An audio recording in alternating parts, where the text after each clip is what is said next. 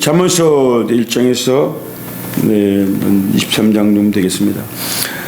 다윗의 아들 이스라엘 왕 솔로몬의 자만이라. 이는 지혜와 훈계를 알게 하며 명철의 말씀을 깨닫게 하며 지혜롭게 공의롭게 정의롭게 정직하게 행할 일에 대해 훈계를 받게 하며 어리석은 자를 슬기롭게 하며 젊은 자에게 지식과 근신함을 주게 하는 것이니 지혜 있는 자는 또 각식이 더할 것이요 명철한 자는 제약을 얻을 것이라. 자문과 비유와 그 오묘한 말을 듣고 깨달으리라. 여호와를 경외하는 것이 지식의 근본이거늘 미련한 자는 지혜와 훈계를 멸시하느니라. 내 아들아, 내 아비의 훈계를 들으며 내 어미의 법을 떠나지 말라. 이는 내 머리 아름다운 관이요 내 목의 금은 사술이니라. 악한 자가 너를 꿰을지라도 그를 따르지 말라. 그 길은 악으로 달려가며 피를 흘리는데 빠를 뿐임인데나 새가 부는 데서 그물을 치면 흔들리겠거늘 그들이 가만히 엎드리면 자기 피를 흘릴 뿐이요 숨어 기다리면 자기 생명을 할 뿐이니 이걸 탐하는 모든 자의 길은 다 이루하여 자기 생명을 잃게 되노니라. 지혜가 길거리에서 부르며 광장에서 소리를 높이며 시끄러운 걸목에서 성문 어귀와 성중에서 소리 지르면 이르되 너희 어리석은 자들은 어리석음을 좋아하며 너희 거만한 자들은 거만을 기뻐하며 너희 미련한 자들은 지식을 미워하니 어느 때까지 하겠느냐.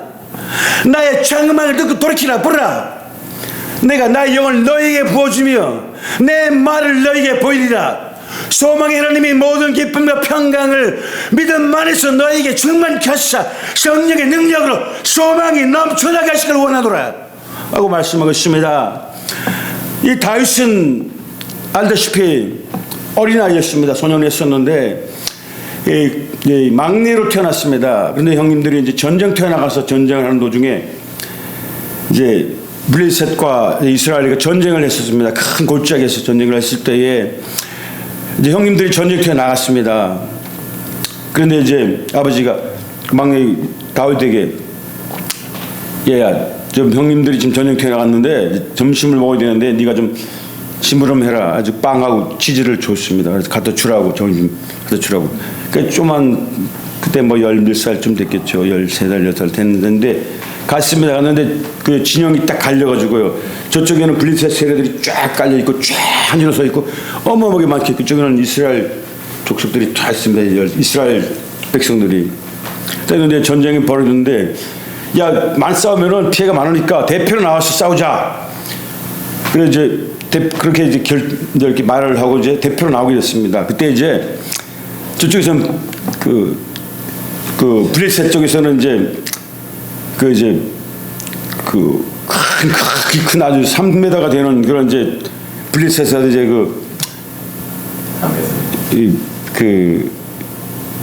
누가죠, 이거 3m쯤 된 창과 방패와 이렇게 다 쓴 이제 블레셋에서 골리앗이 턱턱 걸어 나왔습니다. 대표로 나왔습니다. 이 블레셋 대표로. 어마어마하죠. 쳐다만 봐도 다 기가 죽고, 야, 저런 사람 싸워서 어떻게 이기냐. 이 사람은 뭐 몇백 대, 몇 천 대 1로 싸워도 이길 수 있는 그런 거대한 사람이 탁 나오고, 이쪽에는 이제 나갈 사람이 없는 겁니다.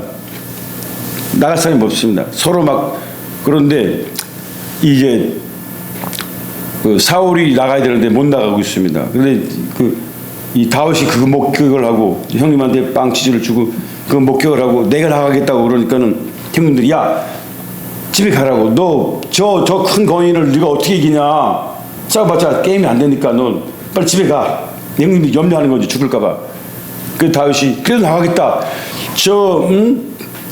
하나님 모욕하는 하나님 모욕하는 저자를 가만두면 안 되겠다. 내가 물리치겠다. 그랬더니 다윗 왕도 가라고 그랬습니다. 그랬더니 설명을 쫙 해줍니다. 무슨 설명하느냐? 내가 그 많은 호랑이와 늑대와 아주 육식동물, 무서운 동물들을 내가 다 물리쳤다. 어떻게 물리쳤느냐? 아버지가 이제 양을 떼는 양을 기를 때 멀리 갑니다. 불이 많지 않기 때문에 멀리 갔습니다. 며칠 동안 산을 넘어서 갔는데 거기서 이제 양을 몇십 마리를 이렇게 주고 길러갖고 오라고 보내줬습니다. 그 양 이제 다윗은 그 양을 기르는데 밤이나 낮이나 몇 달 동안 이제 그 양을 지키면서 이제 방목을 했습니다. 근데 다윗은 이제 그 책임을 지고 이제 목자가 돼가지고 양들을 지킨 겁니다. 높은 산에서 항상 양들을 눈동자같이 양이 어떻게 될까봐 이제 푸른 초장으로 모아놓고 이제 이제 풀을 먹을 때 저쪽에서 어떤 뭐 이렇게 늑대나 호랑이나 곰 이런 게 와서 양을 잡아먹으려고 그러면은 다윗이 물팔매로 그 곰을 물리치고 호랑이를 물리치고 늑대를 물리치고 그러다 보니까 이 다윗은 하루 쉬지 않고 물팔매질 연습을 합니다. 돌을 감아가지고 팍 흘러서 딱 그러면 정통하게 나무 잎사귀를 떨어뜨릴 정도로 아주 명사수가 된 겁니다. 그래서 사자나 호랑이나 그런 큰 짐승들은 일단 몸에 맞아봤자 별 효과가 없습니다. 좀 진통이 오겠지만은 급소를 맞아야 됩니다. 눈이나 아니면 이마나 이런 데 아주 이렇게 또 심장 옆에 급소 이런 데만 딱 때려가지고 이들이 한번 맞으면 그냥 다시는 못 옵니다. 양을 못 물치게 양을 이제 잡아먹지 못합니다. 그래서 늘상 쉬지 않고 늘상 연습을 해서 그런 양들 곰 이런 걸 물쳤다고 설명을 하면서 내가 할례 받지 못한 고리에서 저 사람을 물치겠다고 내가 담대하게 탁 나갑니다. 그러니까 그 말을 믿고 사울 왕이 갑옷을 주니까 갑옷이 안 맞습니다. 조그마한 아니니까요. 그 왕이 있던 딱 눈에 막히고 막 질질 끌리니까 다 벗어버리고 나는 물맷돌 5개만 갖고 나가겠습니다. 딱 가서 앞에 탁 나가니까 골리앗이 그러는데 네 나라는 그렇게 사람이 없냐 이 꼬마라 버렸냐 너 가 빨리 가 집에 가라 넌 해봤자 안 되니까 딱 그렇게 조롱하니까 다윗이 하는 말이 뭡니까? 그거 짧아 죄봐야지 나는 만군의 여호와 이름으로 나간다 하나님을 모욕한 할례받지 못한 이 악한 놈 하면서 그냥 물맷돌 감아가지고 이거 딱 던지니까 그게 슉 돌아서 이마에 탁 맞았습니다. 이마는 급소입니다. 아무리 힘이 크고 세고 당수라도 이마 맞으면 그냥 떨어지는 겁니다. 맞고 그냥 나가 떨어져서 막 휘청휘청하면서 그럴 때 이쪽에서 이제 와 기세를 몰아서 가니까 다 도망갔습니다. 저쪽. 그래서 이제 승리를 했습니다. 그래서 나중에는 이 다윗이 이제 이 사울 왕의 사위가 됩니다. 사위가 되는데 이 또 사울 왕이 다윗을 못 믿어서 죽이려고 한다 그런 과정이 있습니다. 그래서 그때 이제 이 다윗은 쫓겨다니면서 너무너무 이 마음이 정말 아프기도 하고 간절하기도 하고 또 궁수에 몰려서 너무너무 이거 빠져나갈 길이 없습니다. 그때 이제 시를 쓰기 시작합니다. 하나님 바라보면서 또 어렸을 때부터도 다윗이 그 시를 많이 쓰기 시작한 것은 너무 외롭잖아요. 혼자 깊은 산에서 아버지가 양을 맡겼는데 그 양을 책임지고 잘 지켜야 되니까. 근데 형들은 막 그 양을 맡겼는데 다 그냥 막 이리 늑대 호랑이 다 물려가고 다 상처받고 막 온갖 그냥 다 50마리 맡겼다면은 10마리는 다 죽어서 없었습니다. 도망가고 다 형편없게 돼서 돌아왔는데 다윗은 30마리 맡겼는데 50마리 60마리 배로 물려서 아버지에게 다 갖다 줬습니다. 아버지가 얼마나 기뻐하겠습니까? 그렇게 이 다윗은 책임을 다하고 양들을 위해서 최선을 다하고 목자로서 소명을 다한 것입니다. 그런데 한 마리 양이 없는 겁니다. 새끼가 없습니다. 다윗이 찾아다닙니다. 어디 갔나? 어디 물려가지 않았나? 그냥 찾았는데 찾았습니다. 어디 숲에 걸려가지고 울고 있는 걸 다윗이 착 찾아가지고 탁 쓰다듬으면서 나는 너의 목자야. 나는 너의 목자라고. 나는 너의 목자야. 너는 지킬 의무가 있다고. 어디 가서 이렇게 울고 얼마나 무서웠겠냐, 얼마나 떨렸겠냐. 그러면 칭찬하면서 나는 너의 목자고 나는 하나님이 목자다. 하나님 나를 지키는 목자고 나는 너를 지키는 목자라고 이렇게 고백을 했습니다. 다윗은. 그렇습니다. 그래서 다윗은 그걸 뼈저리게 느낀 사람 중에 한 사람입니다. 나의 목자는 하나님이시는 거예요. 하나님께서 나를 늘 눈동자같이 지키시고 나는 너희들을 이리로부터 늑대로부터 들짐승으로부터 너희들을 지키는 사명을 다하는 목자다. 그래서 늘 그 사명을 잊지 않고 이렇게 밤이 만날수록 그들을 지켰다는 것입니다. 오늘날에 우리 목자상이 있는데요. 예수님처럼 좋은 목자상이 없습니다. 정말 우리 기름 부은 종들은 정말 예수님의 그 십자가 보혈을 보면은 그 얼마나 다시면은 마지막 그 십자가를 졌습니까? 나를 위해 진 것입니다. 우리의 죄를 위해서, 우리 새로운 문을 열어주기 위해서, 새로운 눈을 뜨기 위해서, 영적 눈을 뜨기 위해서. 이 세상 사람들은 살아가는 게요, 지금 어떻게 사느냐?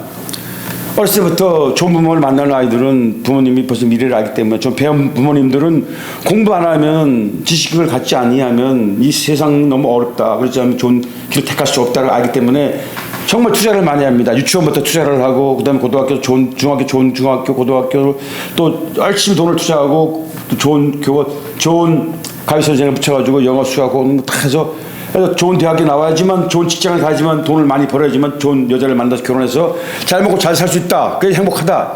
그게 땡입니다. 목적이 그겁니다. 세상 사람들의 목표는 그게 다입니다. 그런데 우리 믿는 사람들은 또 한층 목표가 있습니다. 우리 목표는 천국을 향하는 목표입니다. 이 세상 부귀영화 다 누리면 뭐합니까? 돈이 많고 잘 먹고 잘 살고 뭐 행복하면 뭐합니까? 마지막에 천국에 들어가지 못하고 마지막에 두 길이 있습니다. 지옥이냐 천국이냐. 지옥 떨어지면 아무리 땅에서 어떤 권력을 누리고 어떤 효장을 살았어도 지옥에 떨어지면은 거기는 슬픔, 고통, 아무리 원망을 하고 아무리 한탄을 하고 후회를 해도 돌아올 수 없는 길입니다. 그렇지만은 좀 나사로처럼 땅에서 슬프고 고통 당하지만은 선한 일을 하고 예수의 피 공로를 힘입어서 정말 내 몸같이 남을 사랑하고 최선을 다하고 부모님이 우리를 사랑하는 것처럼 부모님의 사랑은 아무것도 아닌 것입니다. 따지고 보면 예수님의 사랑은 천억 배가 더 큰 사랑입니다. 우주 전체를 아우를 수 있는 사랑입니다. 그런 사랑으로 우리를 오늘 또 돌보시고 이끄시며 또 천국 가기를, 우리가 에덴 동산에서 쫓겨난 것이 왜 쫓겨났습니까? 보암직도 하고 먹음직도 하고 그 말씀을 정령 죽으리라고 했습니다. 먹으면 정령 죽으리라고 했는데 그 말을 무시한 것입니다. 하나님 말씀이 거룩하면 지존자들을 멸시하며라. 그러므로 그가 고통을 주어 그들의 마음을 겸손케 하셨으니 그들이 엎드려져도 돕는 자가 없었도다. 그들이 환난 중에 여호와께 부르짖으며 그들의 고통하시며 그들을 구원하시되 그가 함과 사망의 그늘에서 인도해내시고 그들을 얽어매은 줄을 끊으셨도다. 여호와의 인자심과 인생에 행하신 기적으로 말미암아 그를 찬송하리라고 하고 있습니다. 우리는 그 에덴 동산에서 버림받은 것입니다. 쫓겨났습니다. 그래서 남자는 땀을 흘려서 먹을 것을 구하고 여자는 신통경로 얻은 순간도 자식을 낳으면 된다는 것입니다. 그런데 우리는 정말 죽을 수뿐이 없습니다. 죄로 말미암아 그 아버지 정령 죽으리라는 말을 어겼기 때문에.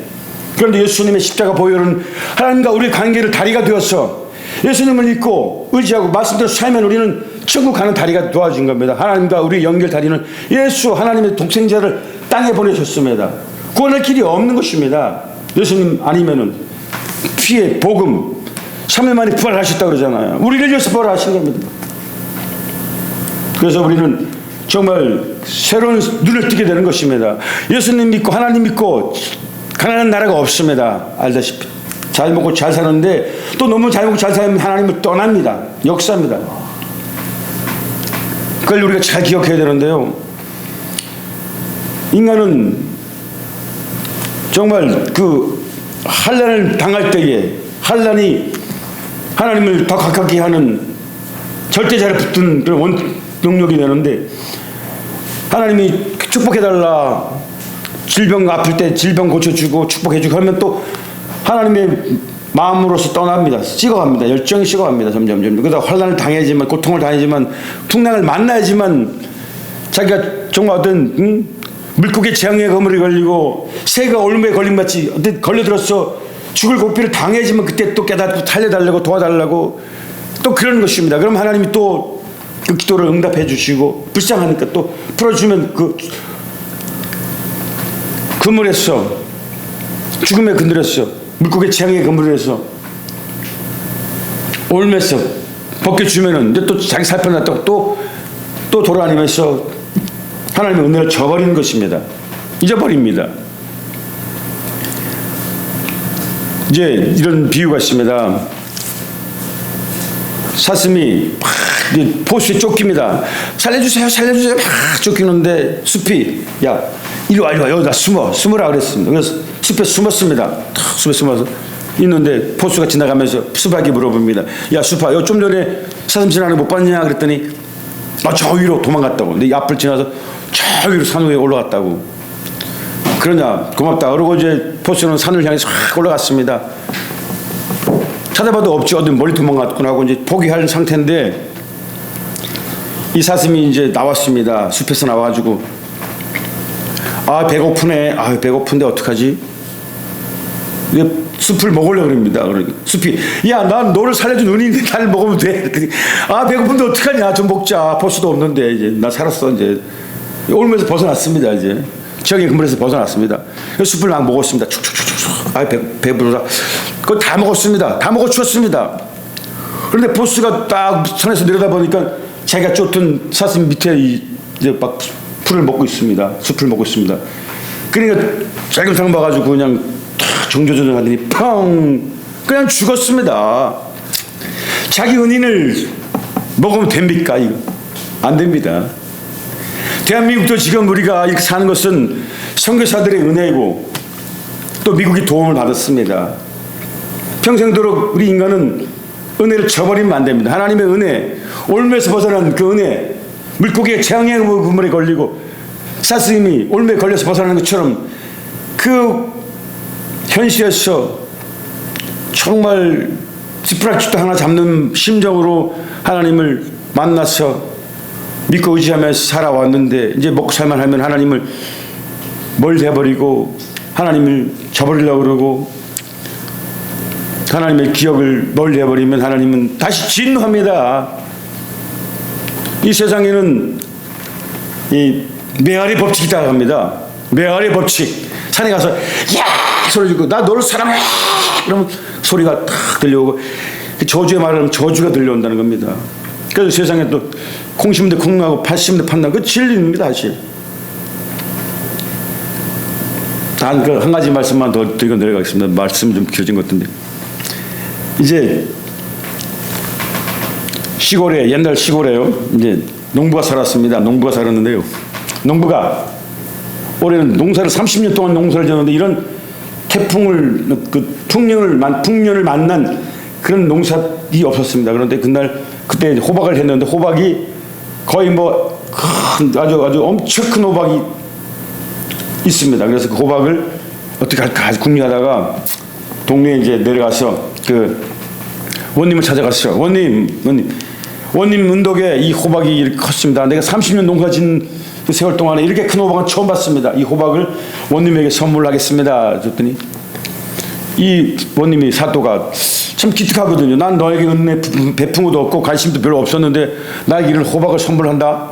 너무너무 감동되니까 그러니까 이방이 사또님 왜 부르십니까? 그랬더니 저 창고문을 열어봐라. 거기 뭐가 있느냐? 그랬더니 황소가 한 마리 있습니다. 그러니까 저 잠깐 어진 농부에게 그 황소를 주어라. 그랬습니다. 그랬더니 이 농부가 이제 수지 맞은 겁니다. 나는 진짜 마음이 감사해서 그 호박을 선물을 했단 말입니다. 이렇게 이제 약을 하라고 약해 드시라고 이렇게 이제 줬는데 이 원님이 감동돼서 호박을 주니까 너무너무 이제 그 황소를 주니까 너무너무 감사합니다. 그래서 농사를 열심히 짓는데 사람들이 물어보는 겁니다. 당신 이 황소가 어디서 났어? 그랬더니 원님이 준 거라고. 내가 호박을 선물했더니 이 호박을 줬다. 이 황소를 줬다 그러니까 그래? 좀 좋기도 하겠네. 그래서 수지 맞은 겁니다. 이 농부는. 그런데 아랫마을에 사는 어떤 심술장 60 많은 그 영감님이 그 소리를 딱 듣더니 그래 호박을 줬는데 황소를 줬어? 야 그럼 나는 황소를 한 마리 선물해야지 하고 황소를 열심히 잘 먹여서 살을 찌게 해서 이제 이 황소를 주면은 원님이 마을 고을에 땅을 좀 주겠지. 땅을 어디 한 좀 띄워주겠지 이런 생각으로 원님을 찾아갔습니다. 찾아가서 원님 왜 그러냐 했더니 원님 덕에 이 황소가 이게 살쪘습니다. 그래서 이 황소를 원님에게 선물할까 합니다. 그랬더니 그래? 고맙소. 이방 그랬더니 이 사또님 그랬더니 저 창고문을 열어봐라. 그랬더니 창고문을 확 열었습니다. 그랬더니 거기 뭐가 있느냐? 그랬더니 호박이 있습니다. 그러니까 그 호박을 저 농부에게 주어라. 그랬습니다. 그래 제일 처음에 그 농부는 정말 마음이 정말로 감사해서 진정한 마음으로 아무 생각 없이 호박을 줬더니 사도 감동되어서 황소를 주었는데 이 다음은 두 번째 이 나이 많은 먹는 욕심장이 벌써 답이 나왔습니다. 욕심장이 이라 벌써 욕심이 많은 겁니다. 욕심장이 이 노인은 이제 황소를 주면 땅을 좀 줄까라 생각했는데 고을에 땅을 줄까 생각했는데 황소하고 호박하고 바꿔버렸습니다. 그러니까 우리가 좋은 일을 할 때는 선한 일을 할 때는 계산 없이 정말 하나님 감동대로 내가 주고 싶은 대로 주어야 되만 하나님 기억하셨다가 흔들어 넘치도록 준다는 겁니다. 아멘. 예. 우리가 진짜 혹을 띄우려다 혹을 붙여보는 격인데요. 우리가 진짜 하나님 믿는 사람들은 선한 일은 그렇게 하는 겁니다. 그래서 선한 성경의 말씀에 뭐라냐면 선한 일에 부하고 나눠주기를 좋아하며 동정하는 자가 되게 해라. 이것이 장래에 자기를 위하여서 좋은 터를 싼다고 말하고 있습니다. 그분은 이 농부는 첫 번째 농부는 정말 선한 일을 한 것입니다. 그랬더니 그 선한 일이 또 큰 황소로 축복으로 돌아오고 두 번째 욕심 많고 실물장이 그 농부는 벌써 계산으로 했는데 계산이 안 맞은 겁니다. 하나님의 법은 계산으로 할 수가 없는 것입니다. 네, 그래서 우리가 정말 하나님은 우리 중심을 하시고 내가 태어나서 네가 어디서 태어나서 무슨 일을 하고 과정을 다 알고 계시고 또 남은 내일 일은 난 몰라요. 장래일도 모르지만 하나님은 너의 장래는 내가 다 알고 있다. 인간은 하나님은 어떻게 하셨나? 인간에게 창조하시면서 두 길을 주셨다는 거예요. 두 길을.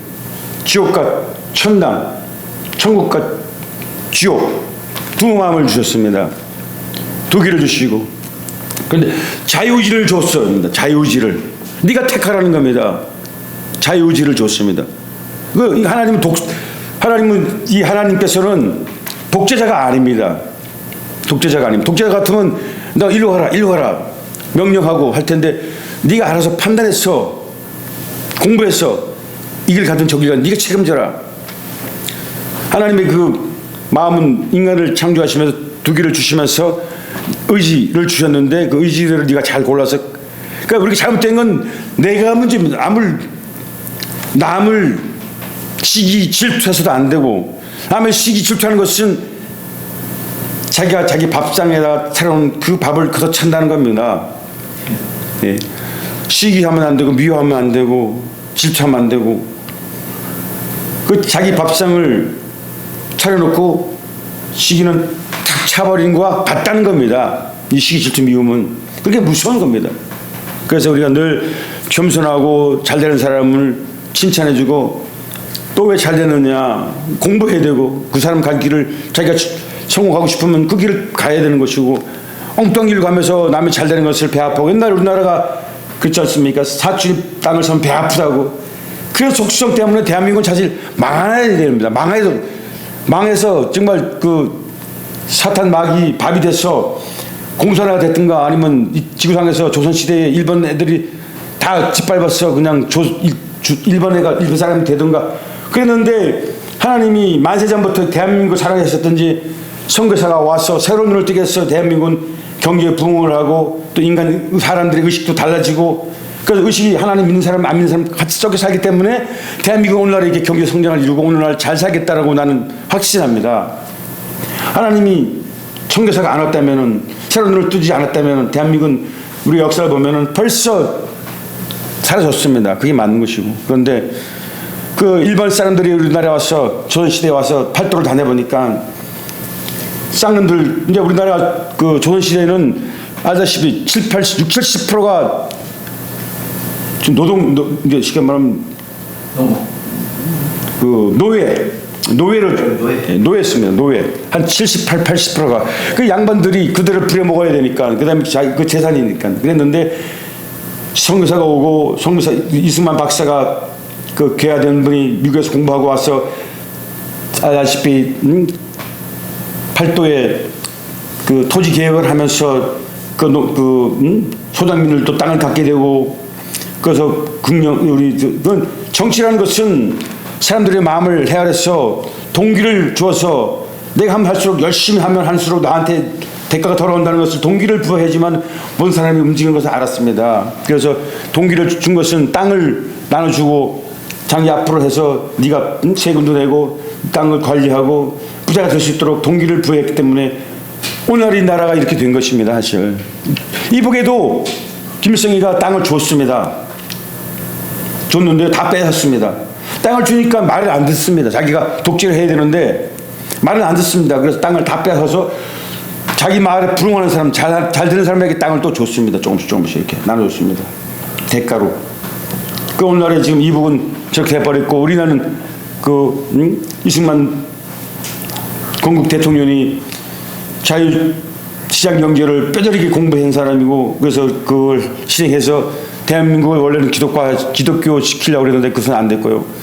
그 말이 참 굉장히 좀 긴데요. 정말 저는 그 이승만 박사의 그 스토리를 좀 알고 있습니다. 책도 많이 보고 또 암기할 건 암기했고. 그래서 정말 이승만 박사는 기독교를 알았습니다. 조선시대에 알다시피 이승만은 지금 받으면 장급제 공부를 했는데 1차에 떨어지고 2차 공부하다가 2차에 없어졌다는 거예요, 친구들이. 그래서 헤매고 있는데 한 친구가 야, 배제학당 가자. 거기 영어를 가르쳐준다. 그래가지고 선교사들이 그때 영어를 가르쳐줬습니다. 그 영어를 너무너무 잘한 겁니다. 이승만 박사는 원래 공부머리가 있었기 때문에. 원래 또 이승만 박사는 이승용인데 그 왕족입니다. 왕족. 원래 남산 쪽에서 봉화 올리는 그쪽에 살았습니다. 이승만 박사는. 그래서 이제 근데 서재필이가 원래 압니다. 서재필이가 10년 차이가 나는데요. 서재필이는 독립운동에 가담해가지고 개화시키려고 했는데 역적으로 몰려가지고 이제 미국으로 들어갑니다. 그 10년 만에. 근데 이제 왕을 개화시키려고 그러니까 왕을 무너뜨리고 미국의 그 선교사들을 통해서 우리도 백성들이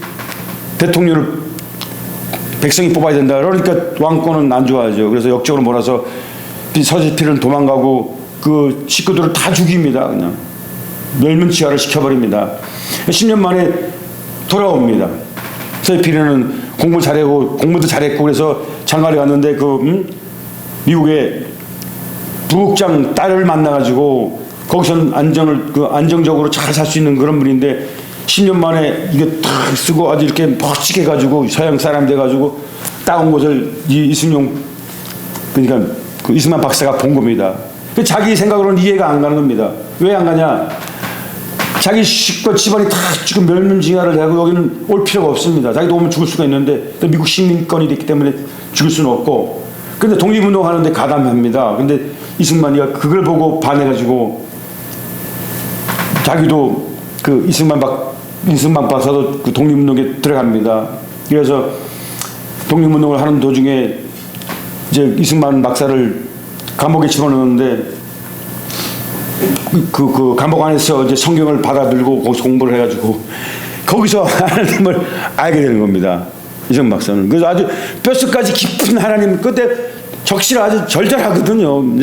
7년 사는데 이제 거의 사형 선고를 당할 정도인데, 근데 연구를 잘할 때 밀사로 미국에 가게 되고 거기서 또 이제 어떤 후원자가 이제 공부를 시켰는데 후원자는 목사가 되기를 원했는데 이승만 박사는 국제 정치를 하기를 원했습니다. 그래서 국제 정치를 해서 독립을 해야 되니까요. 근데 또 공부를 너무 잘한 겁니다. 이제 고등학교 3학년 때 그 후원자가 이제 떠나고 자기가 이제 돈을 벌어야 되는데 교회 가서 영어로 막 설교를 하면서 자기 간증을 해서 사람들이 감동돼가지고 후원금 막 성금을 해가지고 그거로 먹고 살고 공부를 하고.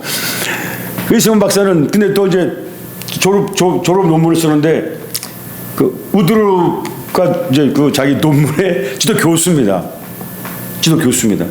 그런데 그분이 그래서 이제 이 이승만 박사를 너무너무 잘 봅니다. 그래서 자기네 집에 무슨 생일 파티 무슨 경사 있으면 다 불러 초청해서 같이 파티를 즐기고 이승만 박사를 굉장히 사랑했던 겁니다. 조스 우드루는 분인데, 근데 그분이 28대 대통령이 됩니다. 그 인연이 참 귀한 겁니다. 왜냐하면 나를 지도해 주던 교수님이 대통령이 됐으니까요. 이게 얼마나. 그리고 이승만 박사 영어를 너무너무 잘하고 그때는 영적으로 조선을 구해야 되니까요. 자기가 자기 몸이 아닙니다. 정말 그 미국 사람들이 이 이승만을 못 당하는 겁니다. 그래서 원조로 받게 되고 정말 눈물이 나는 겁니다. 이 대한민국이 오늘 살아있는데 그런 보이지 않는 하나님의 그 영적 사람들은 정말 이걸 알아야 됩니다. 이런 나라가 오늘 이렇게 가고 있는데 지금은 하나님과 멀어져 가고 있습니다. 대한민국이 지금 그 목자들도 그렇고 뭐 사회 분위기도 그렇고 나 이거 볼 때 대한민국이 정말 이거 후퇴하지 않을까 이렇게 쌓아놓은 공문탑이 지금 점점 허물어져 가지 않을까 이런 생각을 하면서 기도를 하고 있습니다.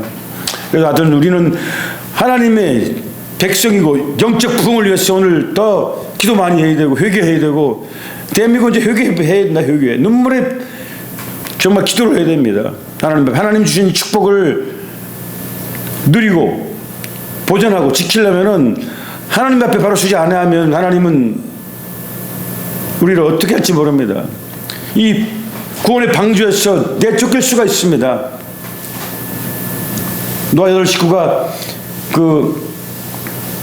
노아가 하나님 말씀을 순종해서 그 방주를 만들어서 구원을 받은 것처럼 거기서 떨어져 나가면은 대한민국은 몰락되는 겁니다. 저 구로파의 남미 같은 나라도 굉장히 우리나라보다 잘 살았는데 지금 몰락돼 가지고 못 삽니다. 80년도만 해도 지금 말하면 베트남 같은 데도 우리보다 더 잘 살았습니다. 우리보다 덜 살았습니다. 근데 지금 우리하고 완전 게임이 안 되게 우리는 성장해 버렸습니다. 근데 잘못하면 여기서 고민되고 잘못하면 우리도 전락될 수가 있다는 것입니다. 그래서 우리 지도자들이 더 많이 기도하고 부정부패가 지금 된 세계 30위에 들어갑니다. 다른 나라들은 지금 싱가포르는 뭐 지금 부정부패가 세계 1위 뭐 거의 1순위 정도 있고 우리나라는 39, 일본도 우리보다 앞섰고요. 중국 같은 70위. 그 부정부패가 좀 사라져야 될 것이고 더 잘 되려면은 공무원이 국가를 위해서 민족을 위해서 청렴해야 되고 또 단에선 목사님 기름 정도는 좀 사명을 가지고 뭐 이렇게 먹고 살기 위해서 하나님 믿고 목사가 되는 것이 아니고 국가와 민족을 위해서 원래 그 목사의 직은 지도자들 정치인들을 다 이끌어야 됩니다. 저 정말 아주 높은 고지에 있는 것입니다. 그 신학이 제일 높은 고지에 있는 것입니다. 사실 철학의 바탕은 과학의 바탕은 철학이고 철학의 바탕은 신학인데요. 신학이 제일 높은 고지에서 하나님의 대변자니까 얼마나 기도를 많이 하고 깨달아야 되고 모르는 게 없어야 되고 그러지만 그 앞에 가서 말씀 듣고 뭐 정치인이나 과학자나 뭐 의학 박사, 철학 박사, 무슨 박사, 온 박사들이 그 예배당에 와서 교회 와서 이 설교 말씀을 듣고 정말 앞나라를 위해서 국가를 위해서 봉사하고 이 부강한 나라를 만들고 세계 등한한 나라를 만들고 제2의 이스라엘이 되는 것이고 그러니까 우리 모두가 천국 가야 되는 건데 지금 다 흩어져 가고 있습니다. 하나 되지 못하고 있습니다. 사실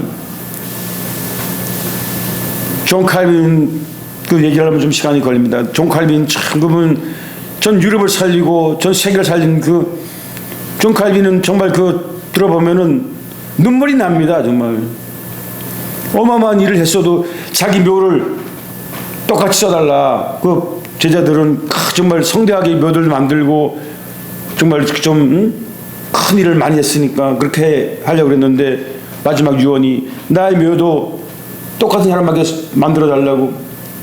그 묘가 없어졌습니다. 사실. 그 120년 만에 어떤 목사님이 추적해가지고 묘를 찾았는데 그냥 덤불을 덮여가지고 묘가 안 보였다는 것입니다.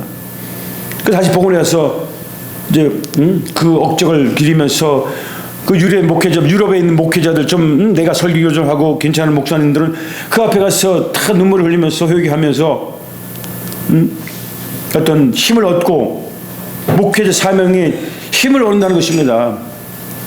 목회자가 오늘 이 시대에 잘 먹고 잘 입고 그거 안 되는 겁니다. 그러려면 사업하고 목회자가 되면 안 됩니다. 사실 저는 그렇게 생각합니다. 사명이 따로 있습니다. 그건 뭐 개인의 이 생각입니다. 그게 타당하다고 그렇게 보는데요. 상대마다 사람들이 다르긴 한데 그 진리는 하나이기 때문입니다. 하여튼 그렇게 생각합니다.